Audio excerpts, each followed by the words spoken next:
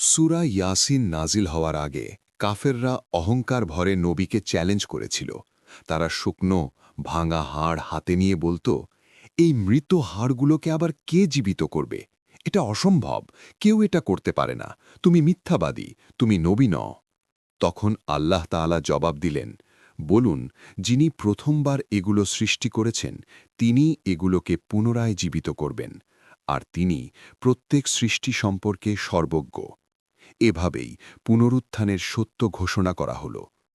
পরবর্তীতে যখন আল্লাহর রাসূল সাল্লাল্লাহু আলাইহি ওয়াসাল্লাম হিজরতের নির্দেশ পেলেন, তখন কাফেররা তার ঘরের দরজায় ওত পেতে দাঁড়িয়েছিল।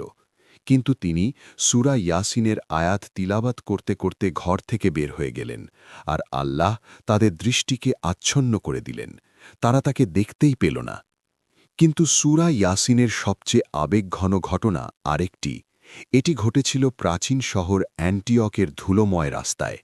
সেখানে এক ব্যক্তি দৌড়াতে দৌড়াতে নিজের জাতির কাছে এসে দাঁড়াল। তার পেছনে ছিল ক্ষুব্ধ জনতা।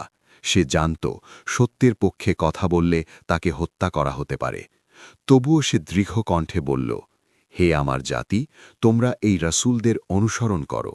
তারা তোমাদের কাছে কোনো প্রতিদান চায় না, আর তারা সৎপথে প্রতিষ্ঠিত। আমি সেই আল্লাহর উপর ঈমান এনেছি যার উপর তারা ঈমান এনেছে। সে সত্যের পক্ষে দাঁড়িয়েছিল, আর সেই কারণেই শহীদ হয়েছিল। ভিডিওটি লাইক করুন এবং আপনার মূল্যবান মন্তব্য দিয়ে আমাদের সমর্থন করুন। প্রস্তুত থাকলে শুরু করি।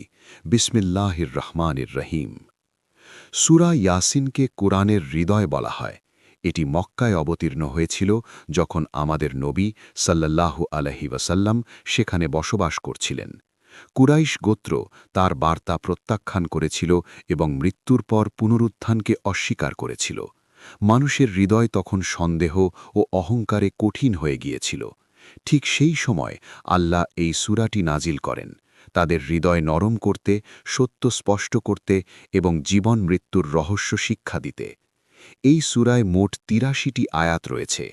ইয়াসিন নামটি সূরার শুরুতে থাকা বিচ্ছিন্ন অক্ষর থেকে নেওয়া হয়েছে। প্রথম আয়াতেই আল্লাহ ইয়াসিন অক্ষর দিয়ে সূচনা করেন। অনেক মুফাসসির বলেন, এই অক্ষরগুলোর মাধ্যমে মানুষের দৃষ্টি আকর্ষণ করা হয়েছে, যেন বলা হচ্ছে, শোনো, মনোযোগ দাও।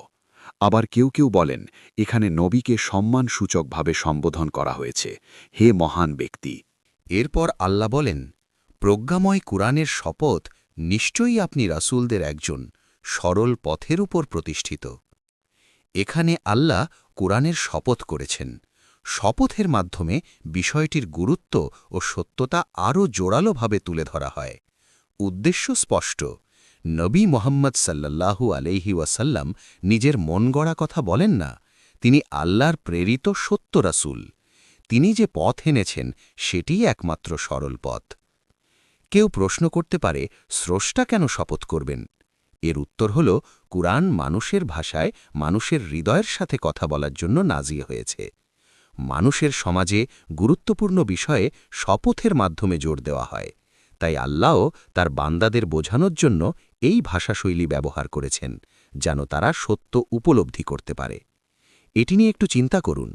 আপনি যখন একটি ছোট শিশুর সঙ্গে কথা বলেন, তখন কি একজন প্রাপ্তবয়স্কের মতো একই ভাষা ও ভঙ্গি ব্যবহার করেন? না, আপনি এমন শব্দ বেছে নেন যা সে বুঝতে পারে। কিন্তু এতে আপনার মর্যাদা কমে যায় না, বরং বোঝায় আপনি সঠিকভাবে যোগাযোগ করতে জানেন। ঠিক তেমনি আল্লাহ তাআলা কুরআনে এমন ভাষাশৈলী ব্যবহার করেছেন যা মানুষ বুঝতে সক্ষম। শপথের ভাষা সেই শৈলীরই অংশ। আল্লাহর শপথ কখনোই তাকে মানুষের স্তরে নামিয়ে আনে না, বরং এটি মানুষের কাছে বার্তার পূর্ণ নিশ্চয়তা তুলে ধরার একটি পদ্ধতি। যেমন মানুষ শপথ করে তার কথার দৃঢ়তা প্রকাশ করে, তেমনি আল্লাহ দেখিয়েছেন কুরআনের সত্য চূড়ান্ত ও অকাট্য। আস-সিরাত আল মুস্তাকিম, আপনি সরল পথে প্রতিষ্ঠিত। তানজিল আল আজিজির রহিম, এই কুরআন সেই মহাশক্তিশালী ও পরম দয়ালু আল্লাহর পক্ষ থেকে অবতীর্ণ।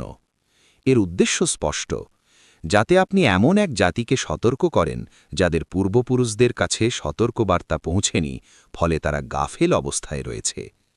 মক্কার মানুষ দীর্ঘ সময় কোনো নবীর আগমন দেখেনি। ওহির বিরতির কারণে তারা ঐশী নির্দেশনা থেকে দূরে সরে গিয়েছিল। তাই কুরআনের বার্তা প্রথমে কুরাইশদের উদ্দেশ্যে নাজিল হল, এরপর ধীরে ধীরে তা সমগ্র মানবজাতির কাছে পৌঁছাল। এরপর আয়াতগুলো এক কঠিন বাস্তবতা তুলে ধরে। কিছু মানুষ তাদের একগুয়েমি ও অহংকারের কারণে এমন অবস্থায় পৌঁছে যায় যে শাস্তির উপযুক্ত হয়ে পড়ে। যখন কেউ স্বাধীন ইচ্ছাকে বারবার মন্দ কাজে ব্যবহার করে, তখন তার হৃদয় ধীরে ধীরে সত্যের প্রতি বন্ধ হয়ে যায়। কুরআন এই অবস্থা বোঝাতে এক শক্তিশালী রূপক ব্যবহার করেছে। তাদের গলায় লোহার বেড়ি পরানো হয়েছে, যা চিবুক পর্যন্ত পৌঁছায়, অর্থাৎ তারা এতটাই অহংকারী যে নিচে তাকিয়ে সত্য গ্রহণ করতে পারে না। তারা কেবল নিজেদের অহংকারই দেখে। তাদের সামনে একটি বাধা, পেছনে আরেকটি বাধা, আর তাদের দৃষ্টি আচ্ছন্ন করে দেওয়া হয়েছে। এই বাধাগুলো তাদের পক্ষপাত, পূর্বধারণা ও দুনিয়ার প্রতি অন্ধ ভালোবাসার প্রতীক। ভবিষ্যতের জবাবদিহিতা অস্বীকার এবং পরকালের ভয়হীনতা তাদের সত্য গ্রহণে বাধা দেয়। তাই বলা হয়েছে, আপনি তাদের সতর্ক করুন বা না করুন, তারা শুনবে না। কিন্তু সবাই এমন নয়। আপনি কেবল তাকেই সতর্ক করতে পারবেন যে কোরআনের উপদেশ অনুসরণ করে এবং না দেখেও রহমানকে ভয় করে। তাকে সুসংবাদ দিন, ক্ষমা ও মহান প্রতিদানের। নবীর সতর্কবার্তা সবার কাছে পৌঁছায়, কিন্তু উপকৃত হয় কেবল সেই ব্যক্তি যার নিয়ত পরিষ্কার এবং যার অন্তরে সম্মানভিত্তিক ভয় বা খাসিয়াত রয়েছে। সে আল্লাহকে না দেখেও শ্রদ্ধা করে, কোরআনের পথ অনুসরণ করে। তার জন্য পুরস্কার শুধু জান্নাত নয়, বরং আল্লাহর মাগফিরাতও।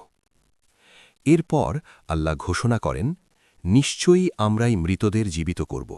তারা যা করেছে এবং যা রেখে গেছে সব আমরা লিখে রাখি, আর সবকিছু ইমামুন মুবিনে সংরক্ষিত।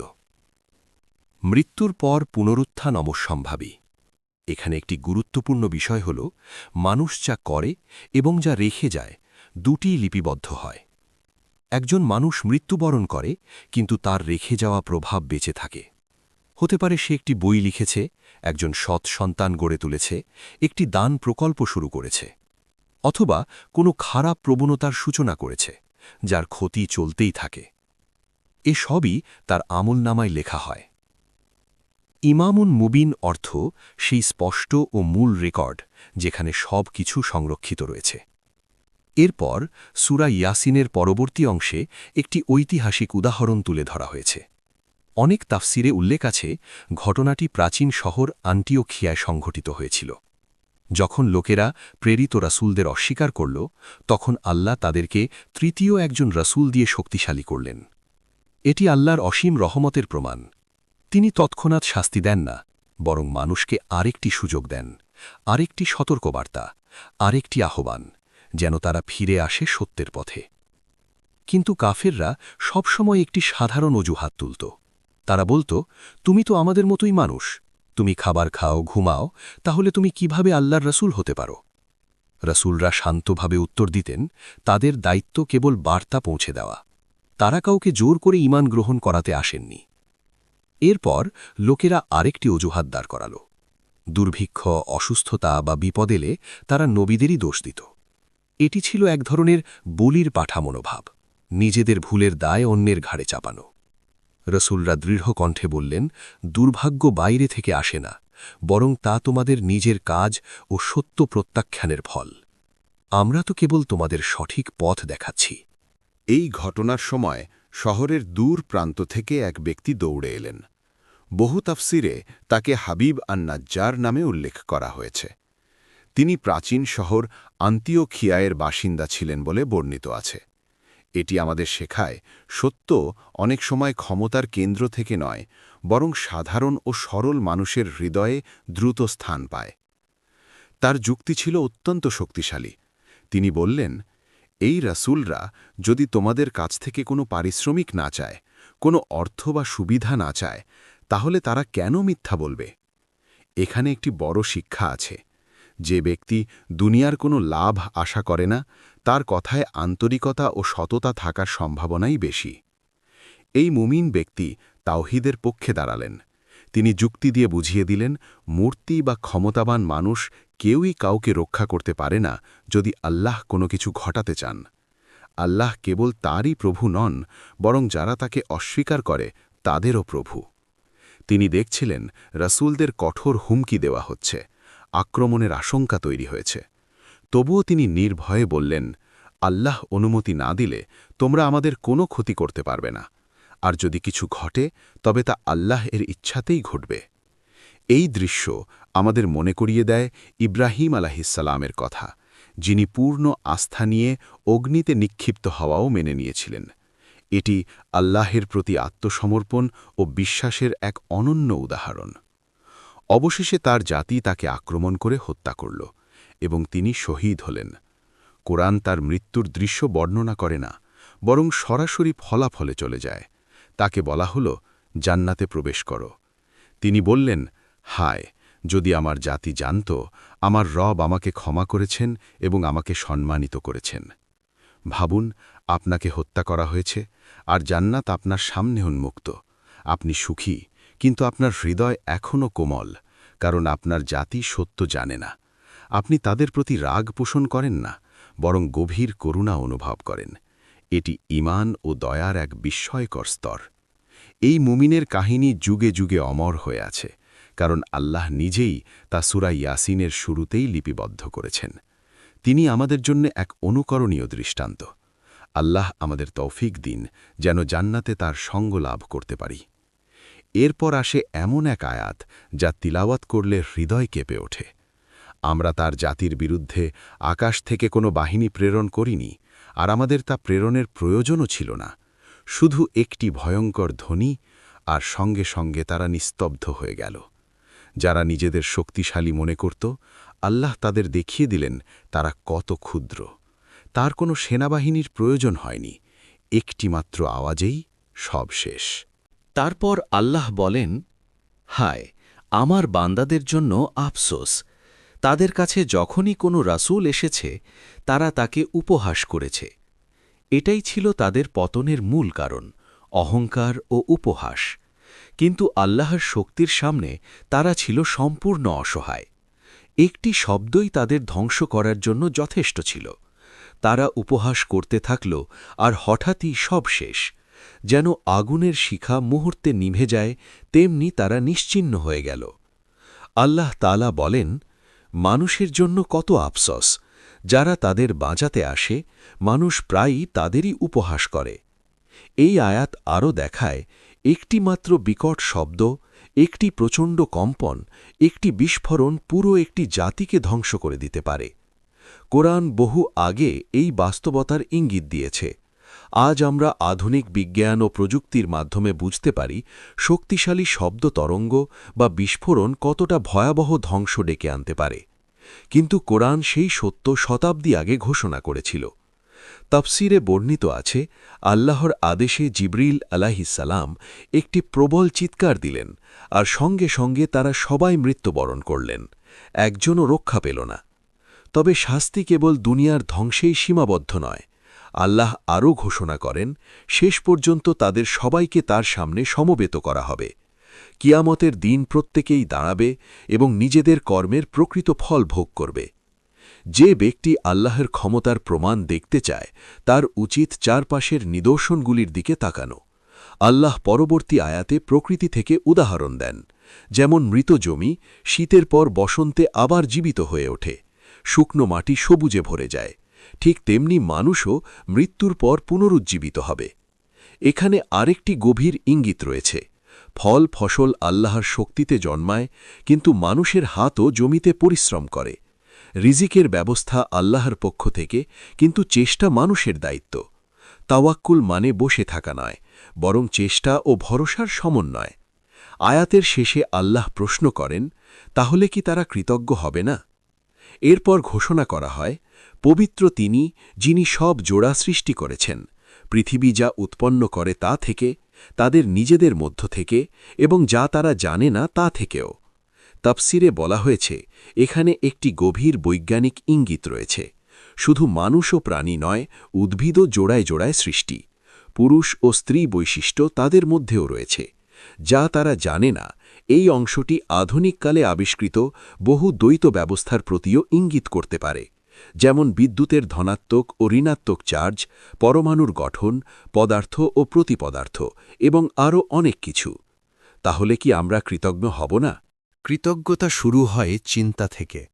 আমরা যখন গভীরভাবে লক্ষ্য করি তখনই বুঝতে পারি সব কিছুই আল্লাহর নিদর্শন। আল্লাহ আমাদের সেই সৌভাগ্যবান বান্দাদের অন্তর্ভুক্ত করুন যারা প্রতিটি দৃশ্যে তার নিদর্শন খুঁজে পায়। আমিন। যিনি সব কিছুকে নিখুঁত শৃঙ্খলায় সৃষ্টি করেছেন, মৃতদের জীবিত করাও তার জন্য কঠিন নয়। তিনি এই অগণিত নিয়ামত অনর্থক সৃষ্টি করেননি, বরং তিনি এগুলো সৃষ্টি করেছেন এই মহাবিশ্বের সম্মানিত অতিথি মানুষের জন্য। একজন মানুষ যদি এক গ্লাস পানির জন্য কৃতজ্ঞ হতে পারে, তবে তার উচিত সেই সত্তাকে চিনতে পারা যিনি অসংখ্য নিয়ামত দান করেছেন। তার উপর ঈমান আনা, তাকে স্বীকার করা এবং কৃতজ্ঞতায় মাথা নত করাই মানুষের প্রকৃত মর্যাদা। আল্লাহ তাআলা পরবর্তী আয়াতে বলেন, আর রাতও তাদের জন্য একটি নিদর্শন। আমরা দিনকে সেখান থেকে সরিয়ে নিই আর সঙ্গে সঙ্গে তারা অন্ধকারে নিমজ্জিত হয়, আর সূর্য তার নির্ধারিত পথে চলতে থাকে। এটি পরাক্রমশালী সর্বজ্ঞ আল্লাহর নির্ধারণ। এটি সূরা ইয়াসিনে উল্লেখিত তৃতীয় মহান প্রমাণ, রাত ও দিনের বিস্ময়কর ব্যবস্থা। পৃথিবীর মূল অবস্থা হল অন্ধকার। দিনের আলো স্থায়ী নয়, এটি অস্থায়ী। পৃথিবী নিজ অক্ষে ঘূর্ণন করে, ফলে সূর্যের আলো যে অংশে পড়ে সেখানে আলোর একটি চলমান বেল্ট তৈরি হয়। পৃথিবী ঘুরতে থাকলে আলো সরে যায় আর অন্ধকার তার স্থান দখল করে। মনে হয় যেন এক অদৃশ্য হাত পৃথিবীকে ঘুরিয়ে দিচ্ছে আর আলোর আবরণটি ধীরে ধীরে খুলে নিচ্ছে। সূর্যের আলো কোনো অঞ্চল ছেড়ে গেলে তাৎক্ষণিকভাবে অন্ধকার নেমে আসে। স্পষ্ট, আল্লাহ ছাড়া আর কারও ক্ষমতা নেই রাতের আগমন থামানো বা দিনের প্রস্থান বিলম্বিত করার। তাই ইবাদতের যোগ্য কেবল তিনি। চতুর্থ প্রমাণ, সূর্য। সূর্য সেই নক্ষত্র যা আমাদের পৃথিবীকে আলোকিত করে এবং জীবনের জন্য অপরিহার্য। আল্লাহ, যার শক্তির কোনো সীমা নেই এবং যিনি সর্বজ্ঞ, সূর্যকে একটি নির্দিষ্ট পথে স্থাপন করেছেন। এটি নির্ধারিত সময় পর্যন্ত চলবে, তবে এই গতি চিরস্থায়ী নয়। সূর্যেরও একদিন সমাপ্তি আছে।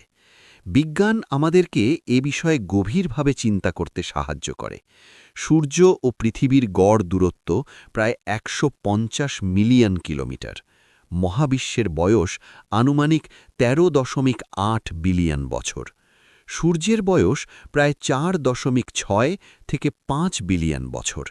সূর্য একটি মাঝারি আকারের তারা, কিন্তু এত বিশাল যে প্রায় ১৩ লাখ পৃথিবী তার ভেতরে স্থান পেতে পারে। সূর্যের পৃষ্ঠের তাপমাত্রা প্রায় ৫৫০০ থেকে ৬০০০ ডিগ্রি সেলসিয়াস, আর কেন্দ্রস্থলের তাপমাত্রা প্রায় ১৫ থেকে ২০ মিলিয়ন ডিগ্রি সেলসিয়াস। সূর্যের অভ্যন্তরে প্রতি সেকেন্ডে প্রায় ৬০০ মিলিয়ন টন হাইড্রোজেন পরমাণু নিউক্লিয়ার বিক্রিয়ায় রূপান্তরিত হয়ে প্রায় ৫৯৬ মিলিয়ন টন হিলিয়ামে পরিণত হয়। অবশিষ্ট প্রায় ৪ মিলিয়ন টন ভর শক্তিতে রূপান্তরিত হয়ে আলো ও তাপ হিসেবে ছড়িয়ে পড়ে আইনস্টাইনের সমীকরণ E=mc² অনুসারে। অর্থাৎ সূর্য প্রতি সেকেন্ডে প্রায় ৪ মিলিয়ন টন ভর হারায়, প্রতি মিনিটে প্রায় ২৪০ মিলিয়ন টন। তবুও এর বিশাল ভরের তুলনায় এই ক্ষতি অত্যন্ত ক্ষুদ্র। এ কারণেই সূর্য বিলিয়ন বছর ধরে স্থিতিশীলভাবে জ্বলছে। এই পরিমিত আকার ও শক্তি পৃথিবীতে জীবনের জন্য উপযোগী পরিবেশ সৃষ্টি করেছে। যদি সূর্য একটু বড় বা ছোট হতো, তাপমাত্রার ভারসাম্য নষ্ট হয়ে যেত। কিন্তু একদিন সূর্যের কেন্দ্রস্থলের হাইড্রোজেন ফুরিয়ে যাবে, তখন এর অবস্থা বদলে যাবে। অর্থাৎ সূর্যও চিরন্তন নয়, এটিও আল্লাহর নির্ধারিত সীমার অধীন।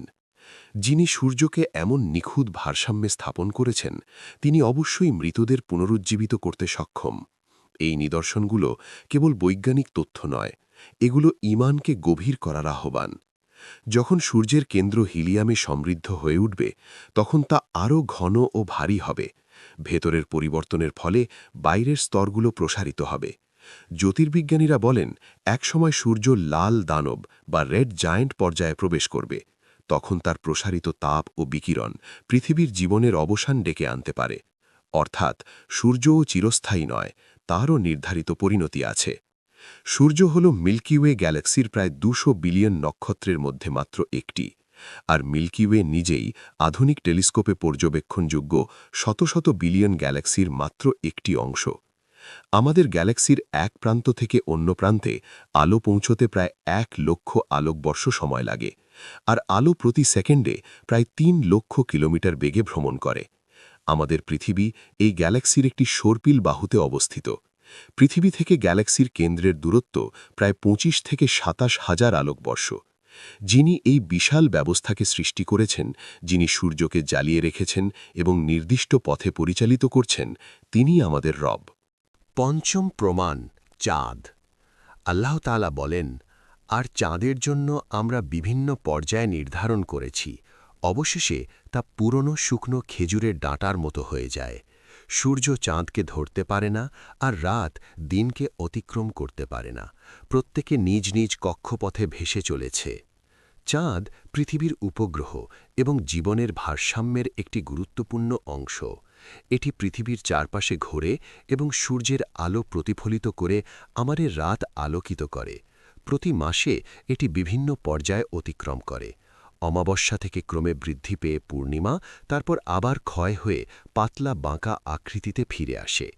কুরআনে এটিকে তুলনা করা হয়েছে পুরনো শুকনো খেজুরের ডাঁটার সঙ্গে, একটি অত্যন্ত জীবন্ত উপমা। মডার্ন বিজ্ঞান নিশ্চিত করেছে চাঁদের কক্ষপথ নিখুঁত বৃত্ত নয়, এটি সামান্য উপবৃত্তাকার। তবুও কোটি কোটি বছর ধরে সূর্য ও চাঁদ তাদের নির্ধারিত পথে চলছে। সূর্য কখনো চাঁদের সঙ্গে সংঘর্ষে লিপ্ত হয়নি, রাত কখনো দিনের সীমা লঙ্ঘন করেনি, যতক্ষণ না আল্লাহ চান। সমস্ত মহাজাগতিক বস্তু নিজ নিজ কক্ষপথে চলমান। গ্রহগুলি সূর্যের চারপাশে ঘোরে, সূর্য মিল্কি ওয়ের কেন্দ্রকে প্রদক্ষিণ করে, নক্ষত্রগুলি নিজ নিজ গ্যালাকটিক কক্ষপথ অনুসরণ করে। গ্যালাক্সিগুলিও গুচ্ছ আকারে বৃহত্তর কাঠামোর চারপাশে ঘোরে। এমনকি ক্ষুদ্র জগতে পরমাণু ও উপপরমাণবিক কণাগুলিও নির্দিষ্ট নিয়মে চলাচল করে। বৃহত্তম গ্যালাক্সি থেকে ক্ষুদ্রতম কণা পর্যন্ত এক বিস্ময়কর শৃঙ্খলা বিরাজমান। এই সামঞ্জস্য প্রমাণ করে স্রষ্টার জ্ঞান, প্রজ্ঞা ও শক্তির কোনো সীমা নেই। কিছুই বিশৃঙ্খলায় পতিত হয় না, সবকিছু নির্ধারিত পরিকল্পনা অনুযায়ী চলছে। এরপর আল্লাহ আরেকটি নিদর্শনের কথা বলেন। তাদের জন্য আরেকটি চিহ্ন হল, আমরা তাদের সন্তানদের বোঝাই ভরা নৌযানে বহন করি এবং তাদের জন্য অনুরূপ আরও অনেক বাহন সৃষ্টি করেছি, যাতে তারা আরোহণ করে। আর যদি আমরা চাই তবে তাদের ডুবিয়ে দিতে পারি, তখন তাদের কোনো সাহায্যকারী থাকবে না, রক্ষার কোনো উপায় থাকবে না। কেবল আমাদের রহমতের কারণেই তারা রক্ষা পায়, আর যতদিন তিনি অনুমতি দেন ততদিনই চলে।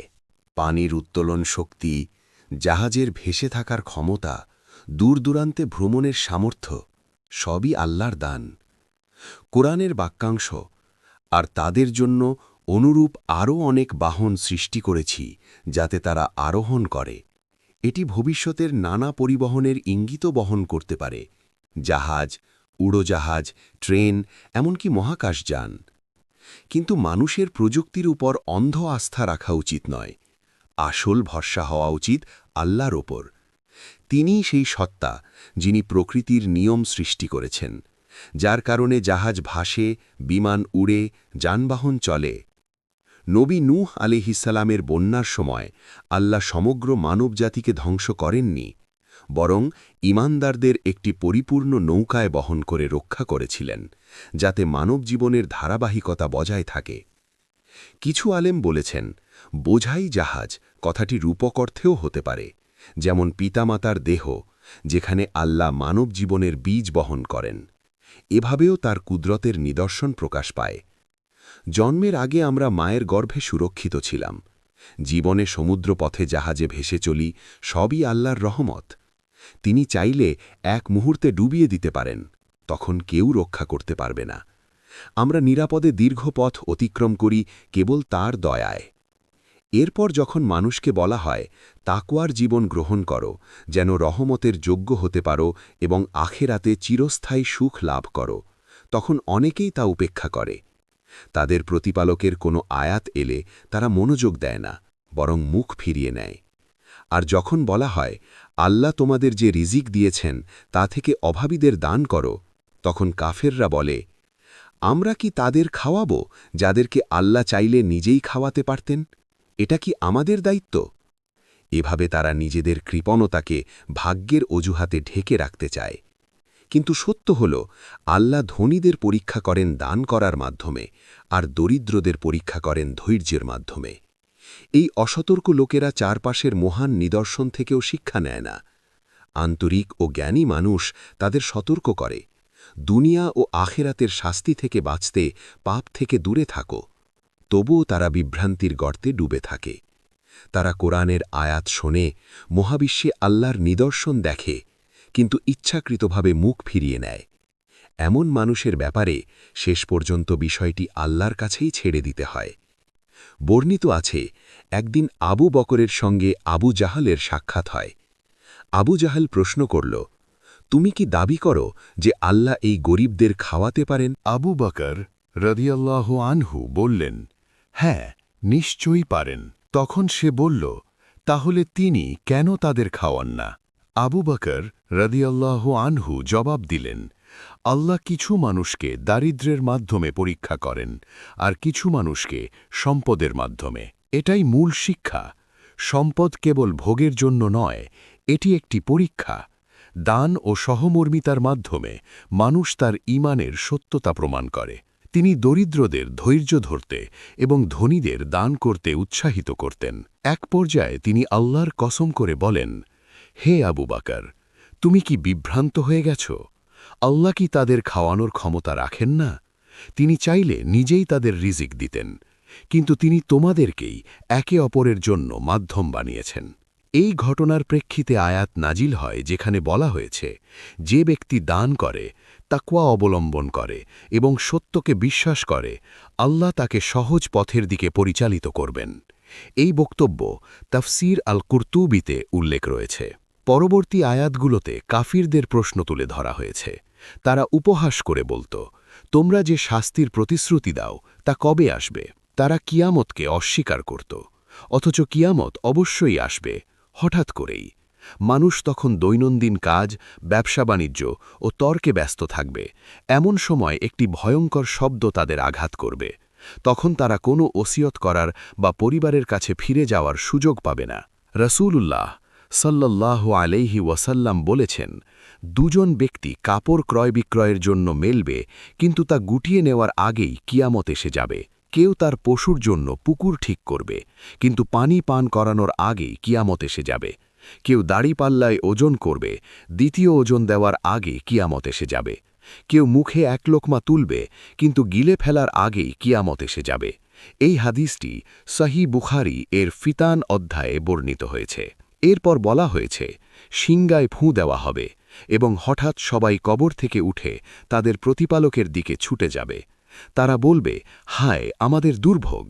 কে আমাদের ঘুমের স্থান থেকে উঠালো? তাদের বলা হবে, এটাই তো দয়াময়ের প্রতিশ্রুতি ছিল, আর রসূলগণ সত্যই বলেছিলেন। দ্বিতীয়বার শিঙ্গায় ফু দেওয়া পুনরুত্থানের সূচনা করবে। মৃত্যু যেন গভীর নিদ্রার মতো। পুনরুত্থানের সময় মানুষ হতবম্ব হয়ে জেগে উঠবে। তারা বুঝতে পারবে পরকালই প্রকৃত বাস্তবতা। হযরত আলী রাদিয়াল্লাহু আনহু বলেন, মানুষ দুনিয়ায় ঘুমিয়ে আছে, যখন তারা মারা যায় তখন জেগে ওঠে। অর্থাৎ দুনিয়ার জীবন স্বপ্নের মতো ক্ষণস্থায়ী। কবরের জীবনও যেন এক প্রকার নিদ্রা। পূর্ণ সত্য প্রকাশ পাবে কিয়ামতের দিনই।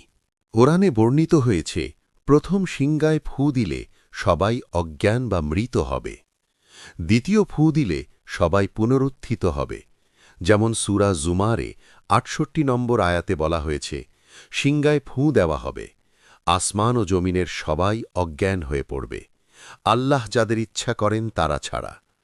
এরপর আবার ফু দেওয়া হবে, আর তখনই তারা দাঁড়িয়ে চারদিকে তাকাবে।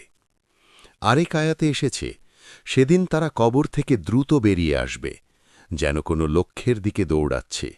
তাদের দৃষ্টি হবে অবনত, অপমানে আচ্ছন্ন। তখন সবাই নিশ্চিতভাবে বুঝবে, নবীগণ সত্য বলেছেন, পরকাল সত্য। কিন্তু যারা দুনিয়ায় তা অস্বীকার করেছিল তাদের অনুশোচনা হবে গভীর ও বেদনাদায়ক, তবে সে অনুতাপ তাদের কোনো উপকারে আসবে না। অবশেষে ঘোষণা করা হবে, আজ কারও প্রতি কোনো অবিচার করা হবে না, প্রত্যেককে তার কর্ম অনুযায়ী প্রতিফল দেওয়া হবে। জান্নাতীদের সম্পর্কে বলা হয়েছে, সেদিন তারা আনন্দ ও প্রশান্তিতে থাকবে। তারা খাবে, পান করবে এবং চিরস্থায়ী সুখে নিমগ্ন থাকবে। জান্নাতের আশীর্বাদ সম্পর্কে পরবর্তী আয়াতগুলোতে বলা হয়েছে, জান্নাতবাসীরা এবং তাদের সঙ্গিনীরা শীতল ছায়ায় আরামদায়ক উঁচু বিছানায় হেলান দিয়ে বসে থাকবে। তাদের জন্য থাকবে নানাবিধ ফলমূল এবং হৃদয় যা কিছু কামনা করে তার সবই। আর তাদের পরম করুণাময় প্রতিপালকের পক্ষ থেকে তারা শুনবে এই অভিবাদন, তোমাদের প্রতি শান্তি বর্ষিত হোক। এই সালাম হবে তাদের জন্য সর্বোচ্চ সম্মান। যারা জান্নাত লাভ করবে তাদের জন্য কিয়ামতের দিনের হিসাব হবে সহজ। কেউ বিনা হিসাবে প্রবেশ করবে, আর কারো হিসাব হবে অতি হালকা ও সহজ। তাদের আমলনামা হবে পরিচ্ছন্ন। তারা কোনো কষ্টে পতিত হবে না বা অপরাধীদের মতো অপমানিত অবস্থায় আটক থাকবে না। তখন দুনিয়ায় যারা মুমিনদের উপহাস করত তারা বুঝতে পারবে প্রকৃত সফল ও জ্ঞানী কারা ছিল। জান্নাতবাসীরা কখনো একঘেয়েমি অনুভব করবে না। তারা শান্তি, প্রশান্তি ও পূর্ণ আনন্দে জীবনযাপন করবে। নিজেদের সঙ্গিনীদের সাথে ছায়াময় পরিবেশে তারা আরাম করবে। সুন্দরভাবে সজ্জিত পলঙ্কে হেলান দিয়ে থাকবে, যেন সুসজ্জিত বিবাহ কক্ষ। তাদের সামনে পরিবেশিত হবে বিভিন্ন প্রকার ফলমূল, খাবার ও পানীয়। যা কিছু তারা উপভোগ করতে চায় সবই প্রাচুর্যে থাকবে। কিন্তু এসবের চেয়েও বড় আশীর্বাদ হল পরম দয়ালু আল্লাহ নিজে তাদের অভ্যর্থনা জানাবেন এবং তাদের সাথে কথা বলবেন। হাদিসে বর্ণিত হয়েছে, জান্নাতবাসীরা যখন তাদের নিয়ামত উপভোগে মগ্ন থাকবে, হঠাৎ তাদের ওপর এক নূর উদ্ভাসিত হবে। তারা উপরে তাকিয়ে দেখবে আল্লাহ তাদের দিকে সম্বোধন করে বলছেন, হে জান্নাতবাসী, তোমাদের প্রতি শান্তি বর্ষিত হোক। এই সালাম হবে তাদের জন্য সর্বোচ্চ সম্মান। তখন তারা আল্লাহর দিকে দৃষ্টিপাত করবে, আর সেই মুহূর্তে অন্য সব নিয়ামত তাদের কাছে তুচ্ছ মনে হবে। জান্নাতের সমস্ত সুখ স্বাচ্ছন্দ্যের তুলনায় আল্লাহর দর্শন হবে অসীম ও অতুলনীয়। এরপর যখন আল্লাহ পর্দার আড়ালে চলে যাবেন, সেই সাক্ষাতের নূর ও আনন্দ চিরকাল তাদের অন্তরে বিরাজ করবে। এ মর্মে হাদিস বর্ণিত হয়েছে সুনান ইবনে মাজায়। এরপর আয়াতগুলোতে কাফিরদের করুণ অবস্থার বিপরীতে জান্নাতের সুখের বর্ণনা এসেছে। ৫৫ নম্বর আয়াতে ফাকিহুন শব্দ ব্যবহার হয়েছে, যার অর্থ যারা ফল ভোগ করে বা আনন্দে থাকে। আবার ৫৭ নম্বর আয়াতে ফাকিহাতুন শব্দ এসেছে, যার সরাসরি অর্থ ফলমূল। এখানে কুরআনের ভাষাশৈলীর এক অপূর্ব সামঞ্জস্য দেখা যায়। ৫৪ নম্বর আয়াতে বলা হয়েছে, প্রত্যেক ব্যক্তি দুনিয়ায় যা করেছে তার ফল পাবে। ফল যেমন একটি গাছের চূড়ান্ত পরিণতি, তেমনি মানুষের আমল তার জীবনের পরিণতি। দুনিয়ায় মুমিন যে সৎকর্ম করে তা যেন আখেরাতের ক্ষেতে রোপিত একটি বীজ। কিয়ামতের দিন সেই বীজ মহীরুহে পরিণত হয়ে ফল দেবে। তবে পার্থক্য হল, জাহান্নামবাসীরা তাদের কর্মের ন্যায্য ফলই পাবে, কিন্তু জান্নাতবাসীদের জন্য আল্লাহ তাদের আমলের চেয়েও বহু গুণ বেশি অনুগ্রহ প্রস্তুত করে রেখেছেন।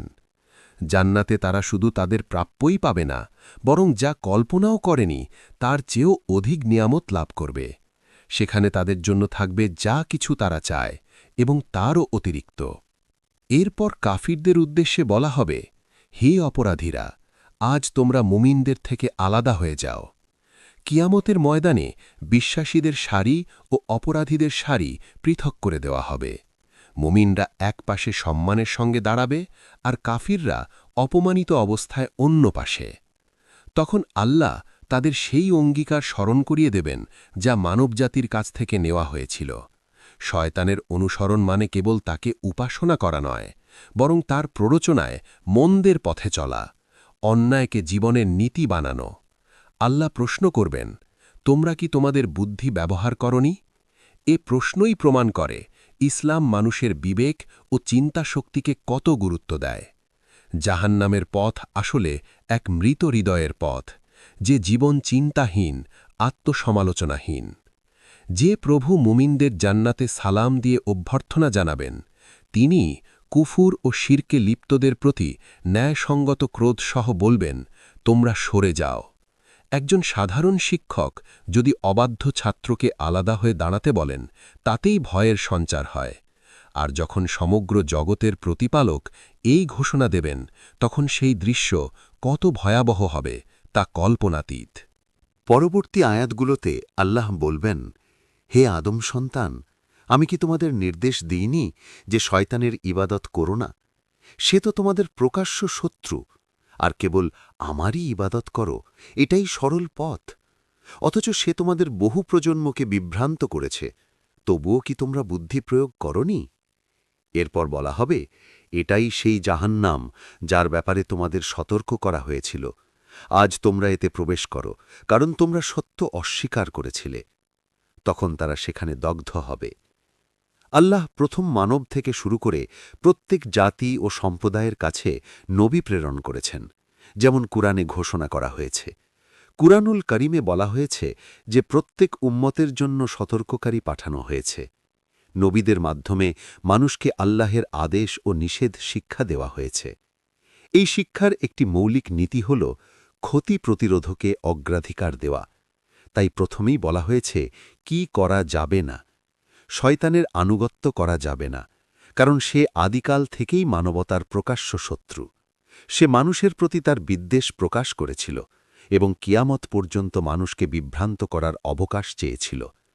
দুনিয়ার এই পরীক্ষা সম্পর্কে প্রসিদ্ধ তাবেই হাসান আল বাসরি বলেন, যদি মানুষের মধ্যে 4টি গুণ থাকে, তবে আল্লাহ তাকে শয়তানের অনিষ্ট থেকে রক্ষা করেন।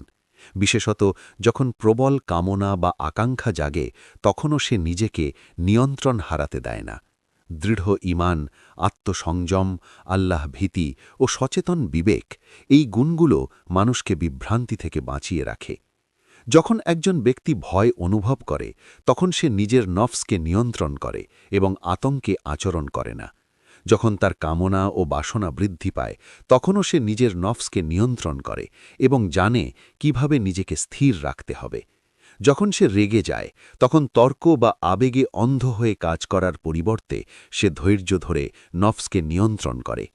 এই নিয়ন্ত্রণের ফলে সে কল্যাণ অর্জন করে এবং সকল কল্যাণের আসল উৎস কেবল একমাত্র আল্লাহ ইবাদত। জান্নাতে পৌঁছনোর সরল পথ হল আল্লাহর প্রতি আন্তরিক ইবাদত।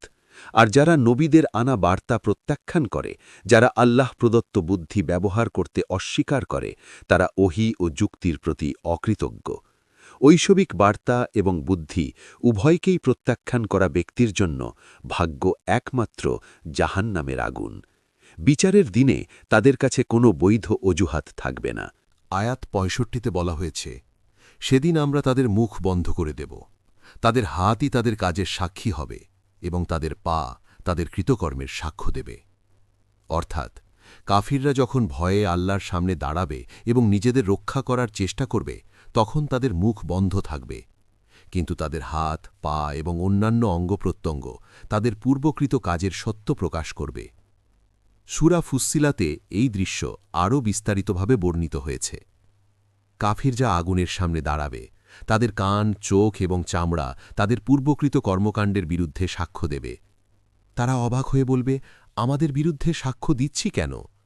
তাদের চামড়া বলবে, যিনি সবকিছু নির্দেশ করেছেন তিনি আমাদের কথা বলিয়েছেন।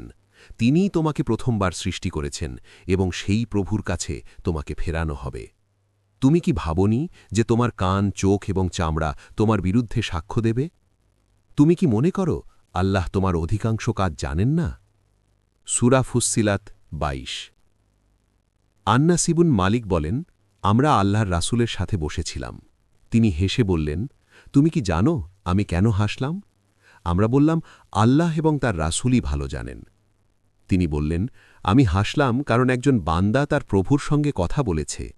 বান্দা বলবে, হে আমার প্রভু, তুমি আমাকে অন্যায় থেকে রক্ষা করেছ? আল্লাহ বলবেন, হ্যাঁ। তখন বান্দা বলবে, আমি আমার বিরুদ্ধে আর কাউকে সাক্ষী দেব না। তখন আল্লাহ বলবেন, আজ তুমি নিজেই যথেষ্ট সাক্ষী এবং মহান ফেরেশতারাও সাক্ষী। এরপর নবী সাল্লাল্লাহু আলাইহি ওয়াসাল্লাম বলেন, আল্লাহ সেই ব্যক্তির মুখে মোহর লাগাবেন এবং তার অঙ্গপ্রত্যঙ্গকে কথা বলার অনুমতি দেবেন। তার অঙ্গপ্রত্যঙ্গই তার করা কাজের সত্য প্রকাশ করবে। এবং তারপর আল্লাহ তাকে আবার কথা বলার অনুমতি দেবেন এবং সে নিজের অঙ্গপ্রত্যঙ্গের মাধ্যমে সমস্ত সত্য প্রকাশ করবে। আল্লাহ পাপীদেরকে বলেন, আমার থেকে দূরে থাকো, আমি তোমাকে রক্ষা করার চেষ্টা করছিলাম। মুসলিম 17। অন্য একটি বর্ণনায় বলা হয়েছে, আল্লাহ পাপীর প্রতি বলেন, এবার আমরা তোমার বিরুদ্ধে আমাদের সাক্ষী পাঠাব। তখন ব্যক্তি ভাবতে থাকে, কে আমার বিরুদ্ধে সাক্ষী দেবে? আল্লাহ তার মুখ বন্ধ করে দেন এবং তার পা, মাংস এবং হাড়কে কথা বলতে বলেন। তারা সমস্ত কৃতকর্মের সত্য প্রকাশ করে। এটি ঘটে যাতে ব্যক্তির কাছে কোনো অজুহাত অবশিষ্ট না থাকে, কারণ তার নিজের অঙ্গপ্রত্যঙ্গই তার বিরুদ্ধে সাক্ষী দেয়। তবুও মানুষ এখনও সত্য অস্বীকার করে চলেছে, যা অত্যন্ত আশ্চর্যজনক। আয়াত 66 এবং 67তে বলা হয়েছে, যদি আল্লাহ ইচ্ছা করেন তিনি তাদের চোখ সম্পূর্ণরূপে অন্ধ করতে পারেন এবং তাদের আকৃতি পরিবর্তন করে স্থির করতে পারেন, যাতে তারা এগোতে বা ফিরে যেতে না পারে।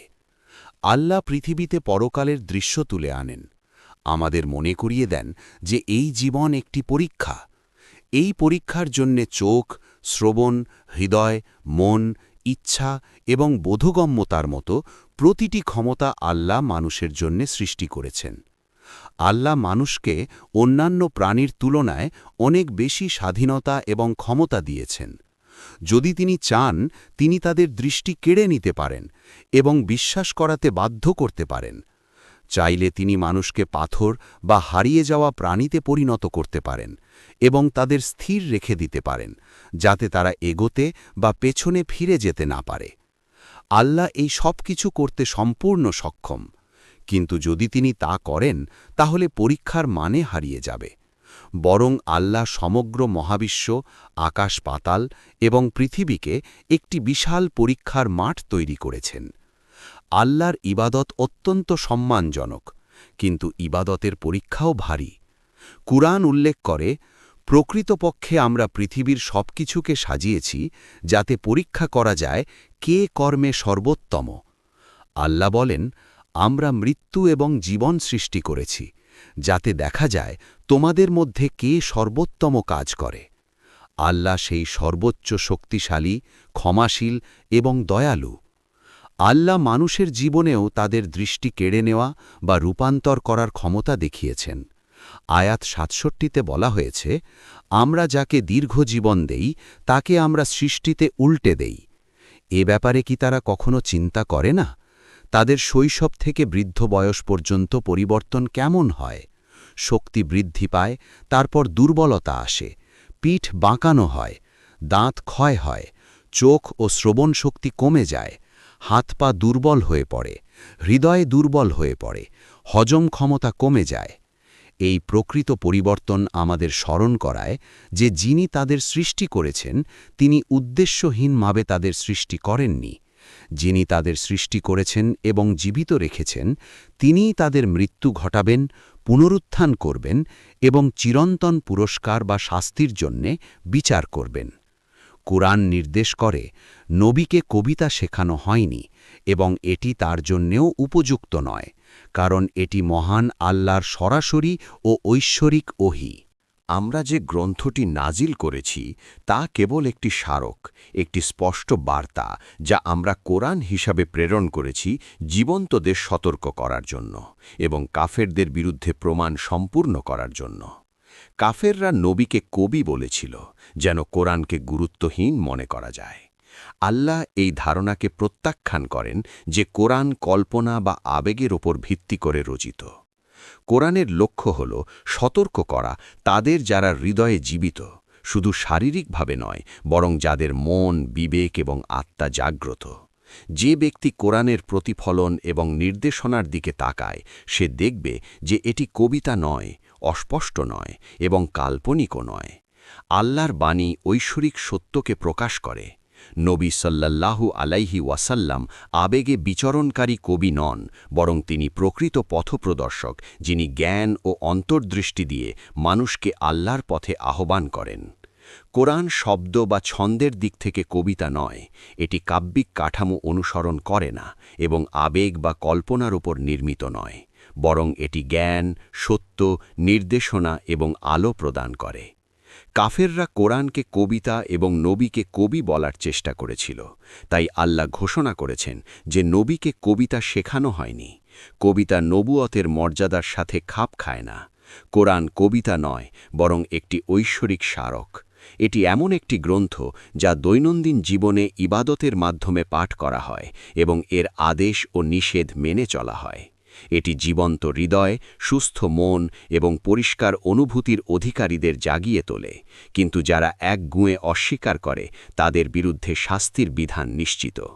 কোরআন একটি ফুরকান, সফল ও ব্যর্থ, পথপ্রাপ্ত ও পথভ্রষ্ট, যারা চিরন্তন রহমত পাবে তাদের এবং যারা শাস্তির মুখোমুখি হবে তাদের পৃথক করে। এই কাজ চিরকাল ও ব্যাহত থাকবে। কোরআন সর্বদা মানবতাকে একমাত্র সত্য ঈশ্বরে বিশ্বাস করার আহ্বান জানাবে। আয়াত ৭১ থেকে ৭৬ অনুযায়ী তারা কি দেখে না যে আমরা তাদের জন্য আমাদের শক্তি দিয়ে বহু প্রাণী সৃষ্টি করেছি, যা মানুষকে উপকারে আসে এবং যা তারা সহজেই ব্যবহার করতে সক্ষম? কিছু প্রাণীর ওপর তারা যাতায়াত করে, কিছু খায়, কিছু থেকে দুধ পান করে। এসব প্রাণীর অনেক সুবিধা আছে, যেমন মাংস, দুধ, পশম বা চুলের মাধ্যমে কাপড়, কার্পেট এবং গৃহস্থালির উপকরণ তৈরি করা যায়। তবুও মানুষ কৃতজ্ঞ হয় না, বরং তারা আল্লাহর পরিবর্তে উপাস্য গ্রহণ করে এবং বিশ্বাস করে যে এগুলো তাদের সাহায্য করবে, যা সম্ভব নয়। এই মূর্তিপূজ্য উপাস্যরা নিজেই সহায়তা করতে অক্ষম, এমনকি একটি মাছি তাদের উপর বসলেও তা দূর করতে পারে না। তারা নিজেরাই শক্তিহীন। তাই রাসূলুল্লাহ সাল্লাল্লাহু আলাইহি ওয়াসাল্লামের সময়ের মুমিনদের উচিত নয় এই অজ্ঞ ও উপহাসকারী কাফেরদের জন্য দুঃখিত হওয়া। তাদের উপহাস মিশনকে দুর্বল করে দিতে পারবে না। মুমিনদের কর্তব্য হল দৃঢ়তার সাথে ইসলামের অনুশীলন চালিয়ে যাওয়া, আল্লাহর নির্দেশ মেনে চলা এবং তাদের ধারাবাহিকতা বজায় রাখা। পরবর্তী ৩টি আয়াতে বলা হয়েছে, মানুষ কি মনে করে না যে আমরা তাকে এক ফোঁটা তরল পদার্থ থেকে সৃষ্টি করেছি, অথচ হঠাৎ সে আমাদের স্পষ্ট শত্রু হয়ে যায়? সে তার নিজের সৃষ্টি ভুলে যায় এবং উদাহরণ তুলে ধরে, এই পচা হাড়গুলিকে কে জীবিত করবে? বলুন, যিনি প্রথমবার তাদের সৃষ্টি করেছেন তিনিই আবার তাদের জীবন দান করতে পারেন। তিনি সকল সৃষ্টি জানেন। এটি সূরার সবচেয়ে শক্তিশালী সমাপনী যুক্তি। একটি বিখ্যাত ঘটনা উল্লেখযোগ্য, যেখানে উবাই ইবন খালাফ নামে একজন কাফের তার হাতে একটি পচা হাড় তুলে নবী সাল্লাল্লাহু আলাইহি ওয়াসাল্লামকে চ্যালেঞ্জ করে বলেছিলেন, এই হাড়কে কে জীবিত করবে? আল্লাহর উত্তর ছিল সহজ, যুক্তিসঙ্গত এবং শক্তিশালী। যদি তিনিই প্রথমবার মানুষকে শূন্য থেকে সৃষ্টি করতে পারেন, তবে দ্বিতীয়বার তাদের পুনর্জীবিত করা কঠিন নয়। যিনি প্রথমবার জীবন সৃষ্টি করেছেন তিনিই তা পুনরায় দিতে পারেন। আয়াত ৮০তে বলা হয়েছে, তিনি তোমাদের জন্য সবুজ গাছ থেকে আগুন উৎপন্ন করেন যাতে তোমরা তা ব্যবহার করতে পারো। এই আয়াতে শক্তির রূপান্তরের দিকে ইঙ্গিত রয়েছে। একটি সবুজ ভেজা গাছ সূর্যালোকের আলো সংগ্রহ করে, শালক সংশ্লেষণ এবং শুকিয়ে গেলে শক্তি হিসেবে সংরক্ষণ করে। সঞ্চিত শক্তি দুই বিপরীত ধাপে, পানি ও আগুনের মাধ্যমে প্রকাশ পায়।